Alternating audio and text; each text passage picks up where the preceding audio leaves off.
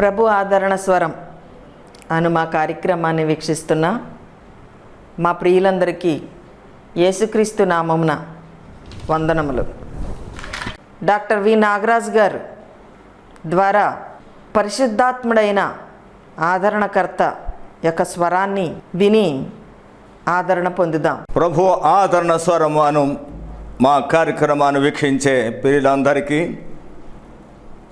యేసు నామమున వందనాలు తెలియజేస్తున్నాను, శుభాలు తెలియజేస్తూ ఉన్నాను. ఇతను ఒక ప్రత్యేకమైనటువంటి విధంగా మీ ఎదుటికి వస్తూ ఉన్నాను.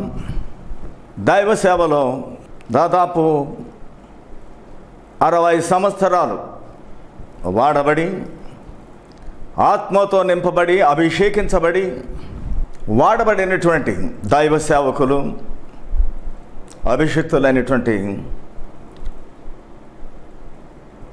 డాక్టర్ ఎర్నెస్ట్ బి కొమాన్పల్లి గారు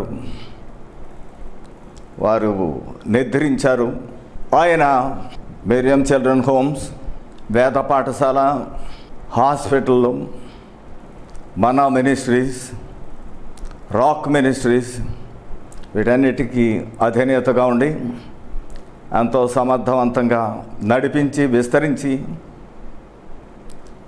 దేశాల్లో తిరిగి దేవుని యొక్క పనిని జరిగించినటువంటి వాడు, మహా ఘనమైన సేవను జరిగించిన వాడు, యేసు నామమును అంతగా పైకెత్తినవాడు, ఘనపరిచినవాడు.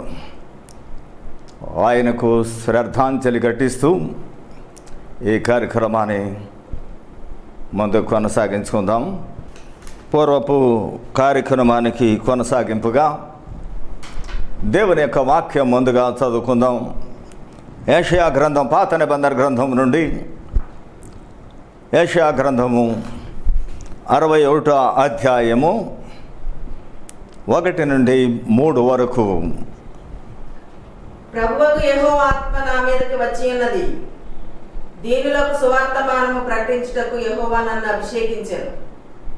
నలిగిన హృదయము గల వారిని దృఢపరచుటకును, చెరలోనున్న వారికి విడుదలను, బంధింపబడిన వారికి విముక్తిని ప్రకటించుటకును, యెహోవా హితవత్సరమును, మన దేవుని ప్రతిదండన దినమును ప్రకటించుటకును, దుఃఖాక్రాంతులందరినీ ఓదార్చుటకును, సియోన్లో దుఃఖించు వారికి ఉల్లాస వస్త్రమును ధరింపచేయుటకును, బూడిదకు ప్రతిగా పూదండను, దుఃఖమునకు ప్రతిగా ఆనంద తైలమును, భారభరితమైన ఆత్మకు ప్రతిగా స్తుతి వస్త్రమును వారికి ఇచ్చుటకును ఆయన నన్ను పంపి ఉన్నాడు.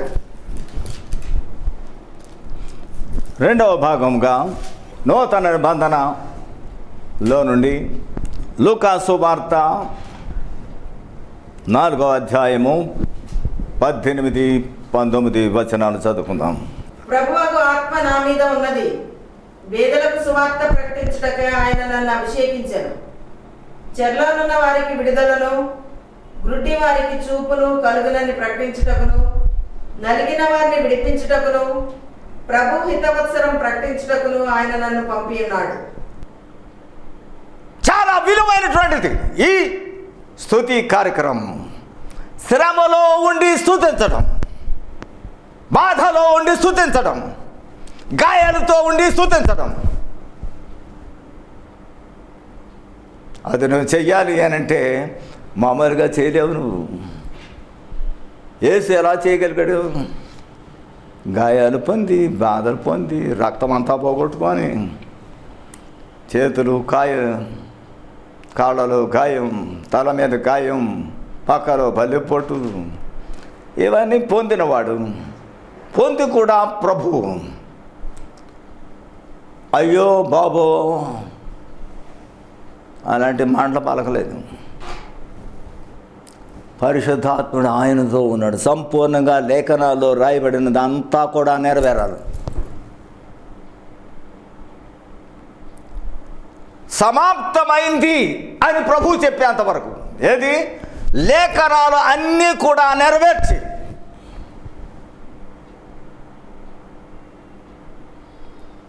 సమాప్తమైంది అని చెప్పేంతవరకు కూడా ఆత్మను తండ్రికి అప్పగించలేదు. అప్పుడు పరిశుద్ధాత్ముడు వెళ్ళాడు. ఈ శరీరానికి మరణానికి అప్పగించుకున్నాడు. ఎంతవరకు 7 మాటల గురించి సంఘాలు దేవుని పిల్లలు ధ్యానిస్తుంటారు.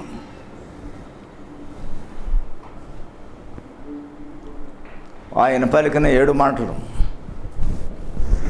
7 విశ్వాసాలు తీసుకొని దాని మీద ఏదో వ్యాఖ్యానాలు చేస్తూ మాట్లాడుతున్నాం. ఇవన్నీ కరెక్టే. అక్కడ దానిలో ఉన్నటువంటిది ఏమిటి అని అంటే, లేఖనాల్లో తన గురించి రాయబడినటువంటి సమస్తము కూడా నెరవేరాయా లేదా?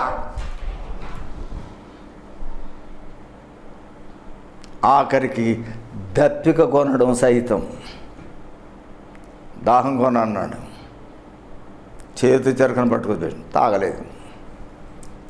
ఆ తర్వాత సమాప్తమైందని చెప్పి ఆత్మను తండ్రికి అప్పగించాం.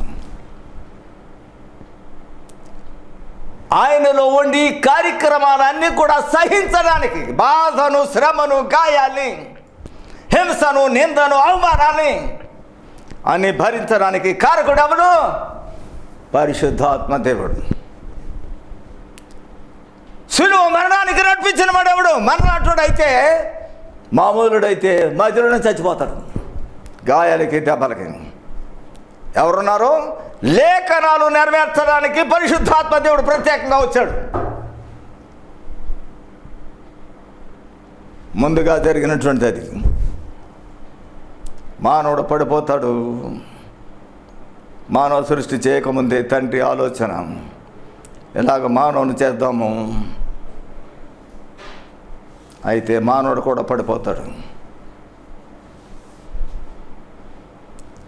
వాడిని మరలా తిరిగి మన సహవాసంలోనికి రప్పించుకోవడానికి మనలో ఒక్కరు వెళ్ళి విమోచన కార్యక్రమం చేయాలి అని తండ్రి కుమార పరిశుద్ధాత్మ దేవుడు ముగ్గురు ఆలోచన చేస్తామన్నాడు. అక్కడ కుమారుడు లేచాడు, నేను వెళ్తాను, నన్ను పంపండి. అయితే ఒక కండిషను, మరి ముగ్గురులో కూడా సర్వశక్తి గలవాడు ఎవరు? పరిశుద్ధాత్మ దేవుడు. ఈ పరిశుద్ధాత్మ దేవుడు నాకు సహకారిగా రావాలి. అప్పుడు మేమిద్దరం కలిసి అవి పూర్తి చేస్తాం, విమోచన కార్యక్రమం అంతా పూర్తి చేస్తాం. పరిశుద్ధాత్మ దేవుడు అన్నాడు, అవును నేను వస్తాను, తగిన కాలం అందు నేను వస్తాను, మనం ఆ కార్యక్రమం పూర్తి చేద్దాం. ఆయన బాప్తిసం పొందేటప్పుడు వచ్చాడైనా, సమాప్తమైంది అని ప్రభు శిలువలో చెప్పి, ఇదిగో నా ఆత్మ నీకు అప్పగించుకుంటున్నాను అని తండ్రి ఆయన చెప్పేంతవరకు కూడా పరిశుద్ధాత్మ దేవుడు ఆయనతోనే ఉన్నాడు. అప్పుడు శరీరాన్ని మరణానికి అప్పగించుకున్నాడు, మరణించాడు, సమాధి చేయబడ్డాడు. 3వ దినాన్ని తిరిగి లేస్తాను ముందే చెప్పాడు పరిశుద్ధాత్మ పూర్ణుడైన ప్రభువు. ఆ విధంగానే 3వ దినాన్ని పరిశుద్ధాత్మ దేవుడు మరలా తిరిగి వచ్చాడు. చనిపోయిన ప్రభు యొక్క శరీరంలో ప్రవేశించి పునరుద్ధానకు కారణమైనటువంటి వాడు 3వ దినాన్ని ఆయన లేపాడు. భక్తులైన పౌలు రోమాపత్రికలు రాస్తున్నాడు 8వ అధ్యాయంలో, మృతులలో నుండి యేసును లేపిన వాని యొక్క ఆత్మ. ఎవరు లేపారండి యేసును? మృతులలో నుండి యేసును లేపిన వాని ఆత్మ మీలో నివసించిన ఎడల, మీలో నివసించినట్లయితే మృతులలో నుండి క్రీస్తు చావునకు లోనైన మీ శరీరములను సైతము, క్రీస్తు యేసును లేపిన వాడు చావునకు లోనైన మీ శరీరములను కూడా మీలో నివసించుతున్న ఆత్మ ద్వారా జీవింపచేయును. ఎవరి ద్వారా జీవింపజేస్తాడు? నీ శరీరాన్ని నివసింపజేసేవాడు ఎవరు? నీ బలమా?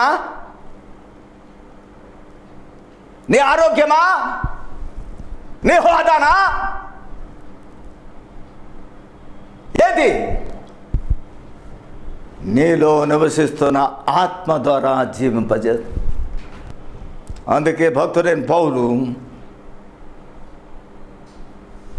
ఆ మాటలు రాస్తున్నాడు.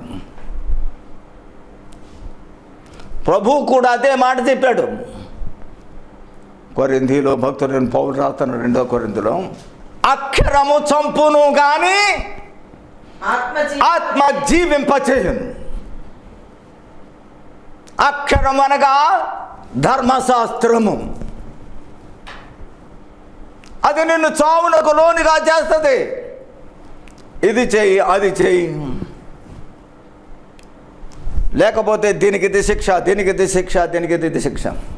కంటికి పన్ను, కంటికి కన్ను, పంటికి పన్ను, ప్రాణానికి ప్రాణం. ఇది నిన్ను శిక్షకు పాత్రుడిగా చేస్తాం ధర్మశాస్త్రం. కానీ ఆత్మ చేసే పని ఏంటి తెలుసా? జీవింపజేసే ఆత్మ. ఎవరైనా ముందు ప్రసంగంలో చెప్పాను, 1 కొరింథీ 15:45లో, కడపటి ఆదాము జీవింపచేయు ఆత్మయున్నాడు. అదే ప్రభువు శరీర రీతిగా ఈ లోకంలో ఉన్నప్పుడు అన్నాడు, శరీరము కేవలము నిష్ప్రయోజనం, ఆత్మయే జీవింపచేయునది. ఆదామును మొదటి మనుషుడు జీవించు ప్రాణి ఆయనని వ్రాయబడి ఉన్నది. కడపటి ఆదాము జీవింపచేయు ఆత్మ ఆయను. ఆయనే ఈ లోకంలో శరీరధారిగా ఉన్నప్పుడు పలికిన మాట. శరీరము కేవలము నిష్ప్రయోజనము, ఆత్మయే జీవింపజేయు. నీవెంతటి వాడవైనా, ఎలాంటి బలమైన ఆహారం తిన్నా, ఎంత కండలు పెంచినా, ఎంత హోదాలో ఉన్నప్పటికీ కూడా నీ శరీరాన్ని జీవింపజేసేవాళ్ళు ఎవరో తెలుసా? ఆత్మ అయిన దేవుడు. తెలుసా నీకు అసలు రహస్యము? ఆత్మయే జీవింపచేయును. కానీ నీ శరీరం ఎంత బలమైందనా, ఎంత ఆరోగ్యంతో ఉన్నప్పటికీ, ఆరోగ్యమును బలమును ఆధారం చేసుకొని జీవించలేదు. జీవమునిచ్చేవాడు ఒక్కడే, జీవింపచేయు ఆత్మ క్రీస్తు. ఆయన కృప చేతనే బ్రతుకున్నాం. ఈ సమయంలో మరణము విలయతాండము జరిగించడానికి కారణం, కోట్లాది జనాంగము మరణం పాలైపోవడానికి కారణం, కొద్ది నెలల కాలంలో కోట్లాది జనాంగం మాయమైపోతా ఉన్నాం. కారణం ఏంటి తెలుసా? లోకములో పరిశుద్ధాత్మ దేవుని గురించిన అవగాహన లేదు సంఘములో.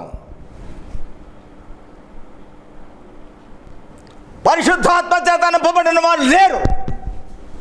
ఉన్న అక్కడక్కడ పారగావాలే మిగిలిన్నారు.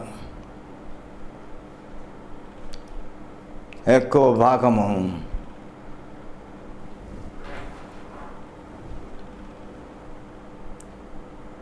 సంఘములు అన్నీ కూడా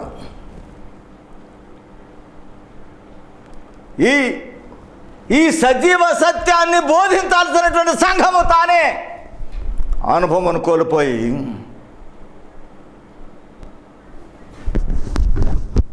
ఒక సమాజ మందిరం లాగా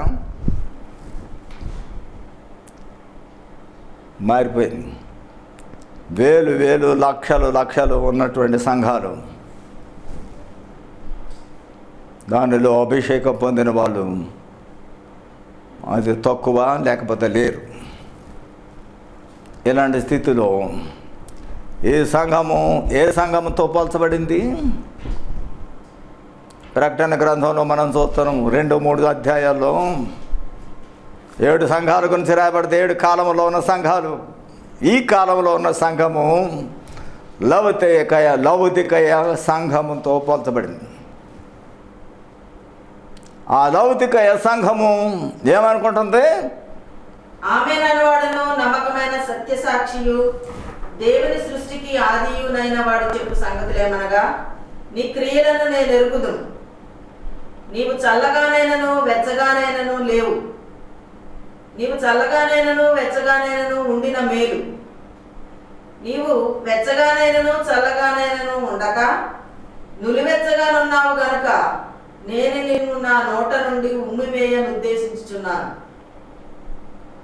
నీవు దౌర్భాగ్యుడవను, దిక్కుమాలిన వాడవను, దరిద్రుడవను, గ్రుడ్డివాడవను, దిగంబరుడవై ఉన్నావని ఎరుగక, నేను ధనవంతుడను, ధనవృద్ధి చేసి ఉన్నాను, నాకేమీ కొదవలేదని చెప్పుకొనుచున్నావు. నీవు ధనవృద్ధి చేసుకున్నట్లు అగ్నిలో పుటము వేయబడిన బంగారమును, నీ దిశమెల సిగ్గు కనబడకుండా ధరించుకొనుటకు తెల్లని వస్త్రములను, నీకు దృష్టి కలుగునట్లు నీ కన్నులకు కాటుకను నా యొద్ద కొనుమని నీకు బుద్ధి చెప్పుచున్నాను. లౌకిక సంఘము యొక్క స్థితి, నిలువెచ్చని స్థితి. ఇటు లోకము కాదు, ఇటు నిజమైన దేవుని సంఘము కాదు. ఈ నిలువెచ్చని స్థితి దేవునికి అసహ్యించుకునే స్థితి. ఏమి చెప్తానంటున్నాడు? నా నోట ఉమ్మివే అని ఉద్దేశించుతున్నాను. దేనివల్ల? నిలువెత్తని స్థితిలో ఉన్నావు. ఇటు పూర్తిగా లోకంలో ఉండి చల్లగా ఉన్నావా? ఇటు లోకం, ఇటు సంఘముగా వెచ్చగా ఉన్నావా? అలా కాకుండా నిలువెచ్చని స్థితిలో ఉన్నావు. అది కాస్త ఇది కాస్త, ఒక అడుగు అందులో, ఒక అడుగు ఇందులో, ఒక అడుగు సాతాను వెంబడించేట్లో, ఒక అడుగు దేవుని వెంబడించట్లో. అది కాస్త ఇది కాస్త. ఇది దేవునికి అసహ్యము కలిగించే. దేవుని ప్రజలు లోకములో దేవుని కొరకు ప్రత్యేకముగా ఉండాలి మొట్టమొదటి నుంచి కోరుకుంటున్నవాడు ఆయన. ఆది కాండము దగ్గర నుంచి ఆది దంపతులైనటువంటి ఆదామవ్వలకు మొట్టమొదటి పుట్టినవాడు సాతాను సంబంధి అయితే, రెండవ వాడు దేవుడు కలుగు చేసుకున్నాడు. ఎందుకో తెలుసా? ఆ స్త్రీ అమ్మ, కన్నటువంటి అమ్మ దేవుని దయ వలన ఒక కుమారుని సంపాదించుకున్నాను అనుకుంది, అంది. అది విన్నాడు దేవుడు. కలిగిన వాడు ఎవడు? సాతాను వలన కలిగిన వాడు. ఇద్దరు కూడా సాతాను చేతులకు వెళ్ళిపోయారు, భార్య భర్తలు ఇద్దరు. దేవుని గురించిన అవగాహన పోయింది. దేవుని సన్నిధిలో నుంచి వెళ్ళగొట్టబడ్డారు. సహవాసం లేదు, దేవుని సన్నిధి లేదు. ఆ ఏదైనా తోటలో నుంచి బయటకు పంపించేశాడు. అయినా కృపగల దేవుడు, నీవు నిబంధనలో ఉన్నావు,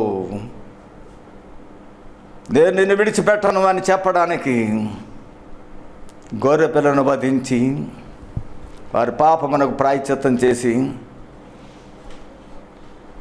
చర్మపు చొక్కాయలు ఇచ్చి దిగంబరత్వం కప్పి, వారి పాపమును రక్తముతో కప్పి వారి దిగంబరత్వాన్ని చర్మపు చొక్కాయలు. అవి ఆరిన చర్మ, శుద్ధి చేయబడిన చర్మం అది, ఎండిన చర్మం అది కాదు.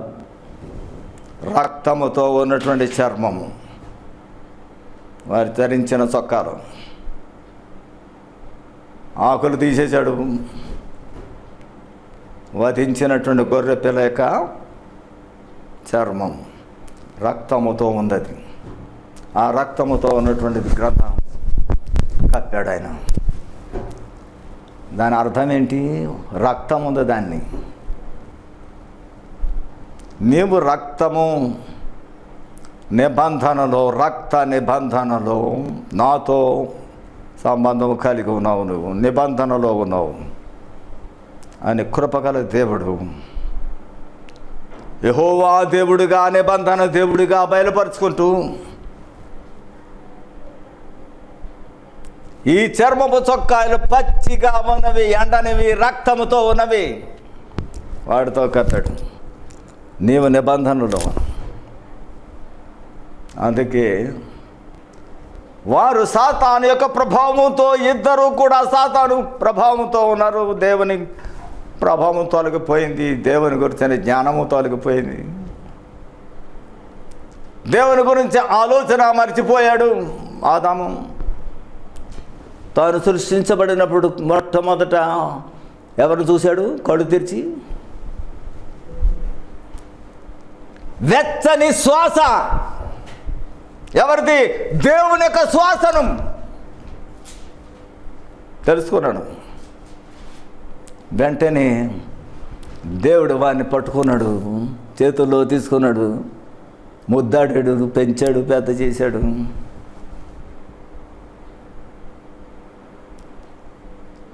ఆ కుమారుడితో కలిసి ఏదైనా తోట అంతా తిరిగాడు. వాడు పెరుగుతుంటాడు. అవ్వను బయటకు తేకముందు ఎన్ని సంవత్సరాలు ప్రభువుతో కలిసి నడిచాడు, ప్రభువుతో ఎలాంటి సంబంధంతో నడిచాడు తెలియనటువంటి ఆదాము భార్యనిచ్చిన తర్వాత ఇద్దరితో కలిసి నడిచాడు. సాతాను కనిపెడతాం. సాతాను పరీక్ష కొంతకాలం జీవించిన తర్వాత సాతాను విడిచిపెట్టాడు,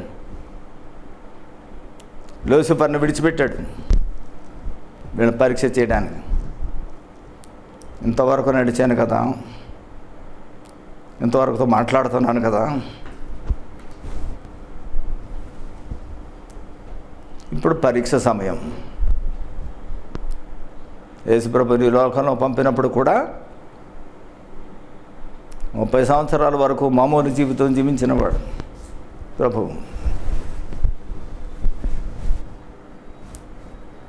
ఆ తర్వాత ఆత్మచేత నింపబడిన తర్వాత సహవాసం తర్వాత పరీక్షను చేశాడు ప్రభువుని. అప్పుడు విడిచిపెట్టాడు సాతాన్ని ప్రభువుని. పాప నైజము లేనివాడు కనుక ప్రభువు ఆత్మబలముతో సాతాన్ని జయించాడు, అభిషేకం పొంది సేవను ప్రారంభించాడు. ఇక్కడ మొదటి ఆదాము తాను ఒంటరిగా కొంతకాలం నడిచాడు ప్రభువుతోటి. ఆ తర్వాత భార్యతో కలిసి నడిచాడు. ఇద్దరు నడిచిన తర్వాత వాళ్ళకి పరీక్ష పెట్టాడు. ఎంతవరకు వీళ్ళు నా నిబంధనలను నిలిచిపోయినాడు, నాతో సహవాసన పరీక్ష. సాతాను విడిచిపెట్టాడు, కానీ వీడు చూస్తాము. ఏమని చూస్తాముంది? వీళ్ళిద్దరూ కలిసి నడుస్తామన్నట్లయితే నా మాట వినరు.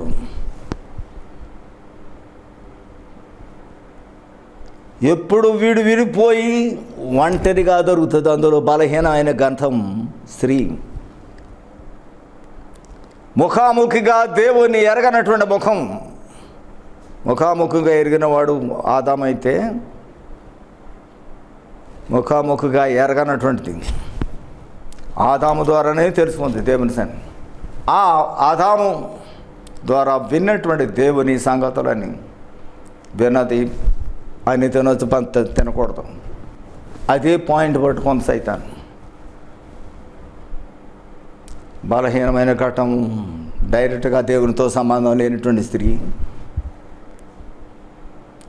దేవునితో నడిచింది, కానీ అన్ని తెలము. అలాంటి స్త్రీని పట్టుకొని ఒంటరిగా ఉన్నాము, శోధించి పడగొట్టి. అందుకే స్త్రీ ఒంటరిగా బయటకు వెళ్ళడం మంచిది కాదు. ఒంటరిగా బయటకు వెళ్ళిపోయేవా సాతానుకు దొరికిపోయే అవకాశాలు ఎక్కువ. జాగ్రత్త. ఒంటరిగా ఉన్నటువంటి స్త్రీలు ఎవరైనా తోడు తీసుకెళ్ళండి. పెళ్లి కాకపోతే తోడు తీసుకెళ్ళండి. తల్లినో సోదరునో లేకపోతే సోదరును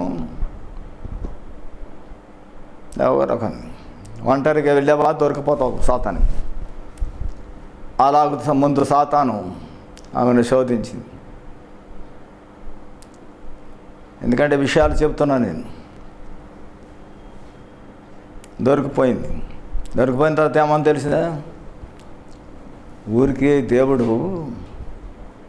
నిజంగా చావరు మీరు, మేము చావడానికి సృష్టించాడా? నిజంగా చావరు. మీ కళ్ళు తెరవబడతాయి, దేవుడు అంతటి పడైపోతారు, అందుకే తినొద్దన్నాడు. ఇలాగ అబద్ధాన్ని చెప్పింది. అయినా నువ్వు తిని చూడు, చనిపోతావు చూద్దు. కానీ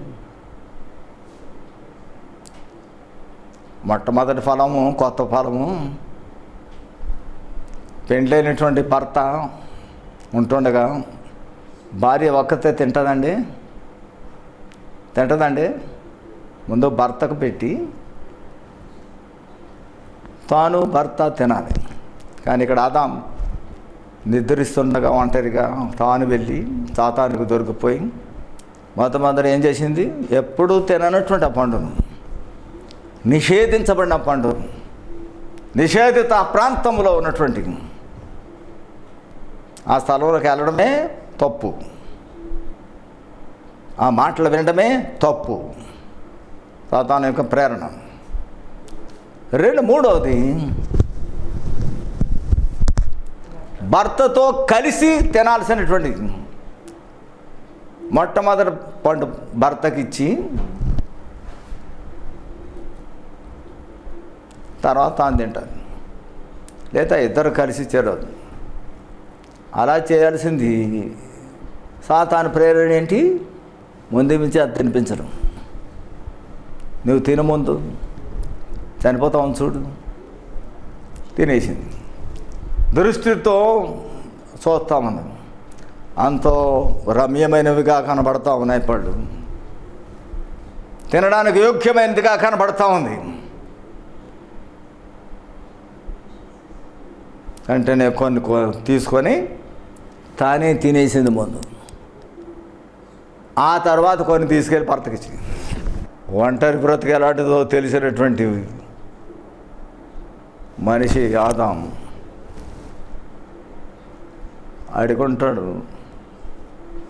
నువ్వు ఆ ప్రాంతానికి వెళ్ళకూడదు కదా, నిషేధిత ప్రాంతం అది.